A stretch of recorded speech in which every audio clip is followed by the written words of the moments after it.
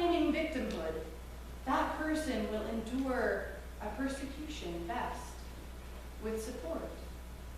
It's not an alone experience, at least not as Jesus defines it. Persecution is a lived reality in relationship with others for the sake of relationships. When we choose instead to hide away alone, to stick our head in the sand, one head per hole, mind you, or deny solidarity and relationship with the persecuted, we do actually contribute, or at least mock, this human dynamic of persecution. I think one of the scary aspects of the Beatitudes is that rejection is an easily imagined and completely feasible response, either to what Jesus has said and or when we live Jesus' ways. Perhaps this is why we're promised heaven, to make up for it. Rejection is a form of death, the letting go of ego, personal achievement, accolades, our talents, maybe even our personality, because we become like Jesus. To live the fullness of dying to self is such a difficult idea to imagine, much like the death of our own body. How do we let it happen? How do we even purposely seek it? I think it's possible to seek such death, to seek such persecution, knowing that I'm dying into something. I'm dying into Christ. I'm dying into a purpose, to be a fuller expression and messenger of God's grace and love. This is where the alive comes full circle. In the end, I'm not dying as much as emptying out the clutter and the garbage to make room for something more. And often I need a reminder: persecution, rejection, suffering, to embrace this emptying and to be filled again.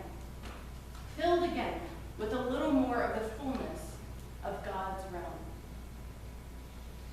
In order to practice this experience, we will share communion together. We will remember the emptying and filling. We will remember how Jesus' last meal with his friends was a way in which he gave it all up for them, so that we might be filled with the fullness of love and grace over and over and over again. Let's pray. God, you have brought us through these Beatitudes not to leave them on the shelf, but to embody them. And so allow this next moment, this moment of sacrament, this moment of remembering, this moment of tangible connection to you, be one that helps integrate all that we've considered, all that we've heard, all that is stirring within to take root. As we take a moment to breathe, infuse us with your Holy Spirit.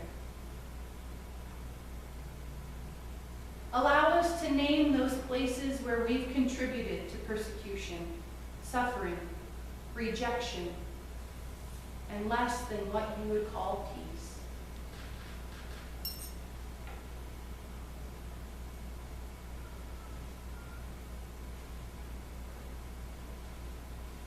We ask for your forgiveness, O God, returning us to ourselves and to our companions, that we might journey together humbly with you.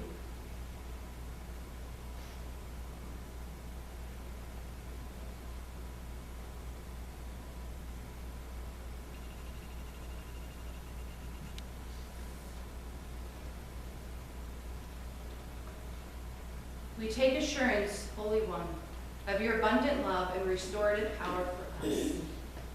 Amen.